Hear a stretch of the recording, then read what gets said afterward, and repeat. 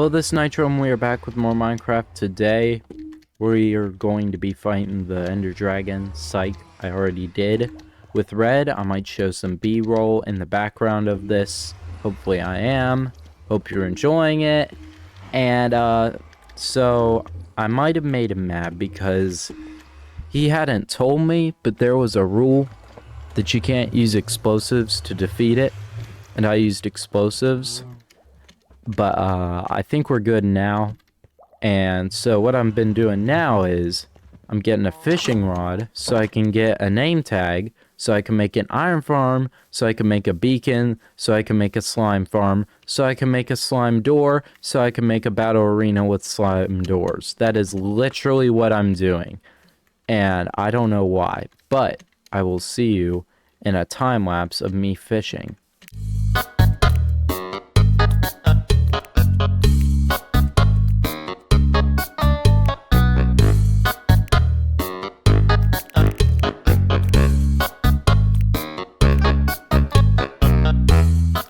Okay, I've given up fishing. What I'm going to do is I'm going to fly to the nearest dungeon / shipwreck / any structure that can possibly have name tags. And I'll see you once I find a name tag.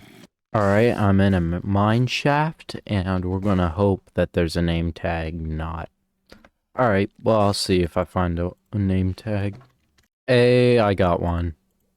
Alright, and let's grab some sweet berries too, because I don't believe Red has any he could lend me. And so, I think I'll just head to the surface and then subsequently head home. I'll see y'all there. Alright, good. So I have the name tag, so I'm gonna go watch a tutorial on how to make an iron farm, and then we'll see what we can do after this. Alright, so the parts list seems pretty simple. I'll probably have all of it in my base. I'll see you once I've collected the supplies and begin work on the iron farm. Alright, so I've collected all the supplies I need in the shulker box, so let's head to the nearby village to build this mob. Oh, I forgot.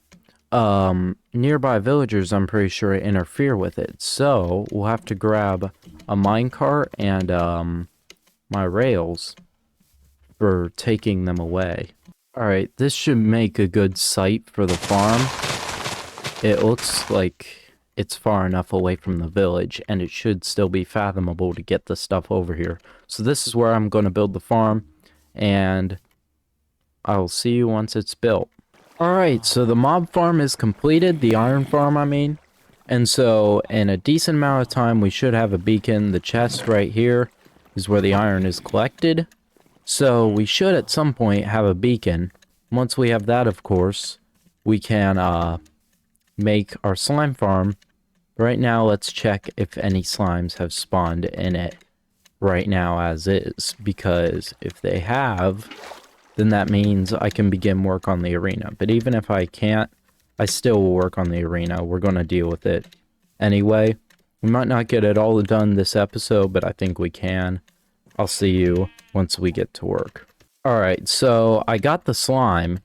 And what the vision for the project is for this, for me to build an arena, and the arena be like a battle area for people to pay to play against me. For now, they can do other things in the arena, of course. And then, you'll fight for the dragon egg, which is safely stowed in my ender chest, because I managed to get a hold of that. I also got pig step when I was raiding a bastion with Red, so that was nice. So I'm going to collect some supplies and I'll show you what my vision for the battle arena is. Alright, we'll terraform later, but the basic idea of the arena is we're going to work our way from the middle out. So this is where the middle will be, and then we'll go about 10 blocks out. I think that's big enough. Maybe, no, 20. So 1, 2, 3, 4, 5. Yeah, we're definitely going to need 20, so let me just do that. Alright, so I generated a circle, and what we're going to do is we're going to go out 10 on either side, and then make an oval shape for the arena. So 15 blocks this way, 15 blocks that way, and 10 on either side. I'll see you once that's dealt with. Alright, so I finished the shape of the circle of the arena, so now all that's left for me to do is fill it in with all the deep slate. Alright, so that's the floor. Now my idea for this actual arena is going to be designed around the layout of it. So once I do the actual prettiness, that's going to be after I design the layout, which is definitely going to be this video. So this is where the entry door will be. It will be a piston door. And I'll probably build that off camera, but we might do it if we still have time. So this is what the outer... So this is what the wall's going to look like. Or at least for this section. Whoops, I'll be right back. As I was saying, this is what the inside wall is going to look like. So it's going to be 2 blocks thick, because that's how thick it has to be for the piston door. And then we're going to build the actual room behind it. Let's kill this guy real fast. You know what? Move the whole wall back one. I'll deal with that in a second. I'll show you once it's complete. Great, so this is the main preparation room. I'm going to build an exact one on the other side. But this is where the fighter will have his bed, his chest to put his stuff in, his ender chest to collect any supplies he needs for battle that he hasn't already got. And then I'll build an exact one on the other side. And then what I'll do after that is fill in the walls around it.